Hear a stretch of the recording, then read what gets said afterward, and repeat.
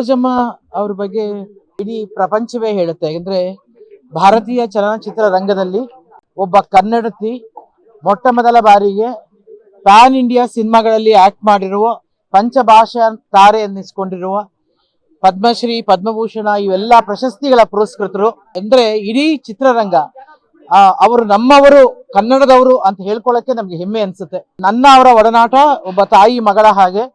ಪ್ರತಿ ಸಾರಿ ಏನೇ ಆದ್ರೂ ಕೂಡ ಮೊದಲು ಫೋನ್ ಬರ್ತಾ ಇದ್ದಿದೆ ಸರೋಜಮ್ಮ ಅವ್ರ ಫೋನ್. ಮೊನ್ನೆವರೆಗೂ ಕೂಡ ಅವರ ಮಗಳು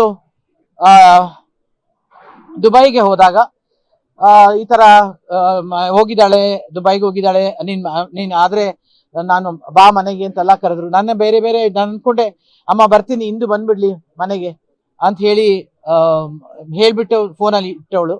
ಅದೇ ನಾನು ಕಡೆ ಬಾರಿ ನಾನು ಮಾತಾಡಿದ್ದು. ಗೊತ್ತಿರ್ಲಿಲ್ಲ, ಆದ್ರೆ ಸುಸ್ತಾಗಿದ್ರು ಅನ್ನೋದು ಮಾತ್ರ ಗೊತ್ತಿತ್ತು. ಆದ್ರೆ ಜೀವನವನ್ನ ಸಂಪೂರ್ಣವಾಗಿ ತುಂಬಾ ಪಾಸಿಟಿವ್ ಆಗಿ ಅನುಭವಿಸಿದ ಒಂದು ಕಲಾವಿದೆ ಅವರು. ಅಂತಂದ್ರೆ ಅವರನ್ನ ನಾವೆಲ್ಲರೂ ಬಹಳ ಗೌರವದಿಂದ, ಅತ್ಯಂತ ಗೌರವದಿಂದ ನೋಡುವಂತ ಒಂದು ವ್ಯಕ್ತಿತ್ವ ಅವರದು. ಅದು ಯಾವುದೇ ಒಂದು, ನಾನು ಅವ್ರ ಬಗ್ಗೆ ನಾನು ಯಾವುದೋ ಒಂದು ನೆಗೆಟಿವ್ ಕೇಳಿದ್ದೇ ಇಲ್ಲ.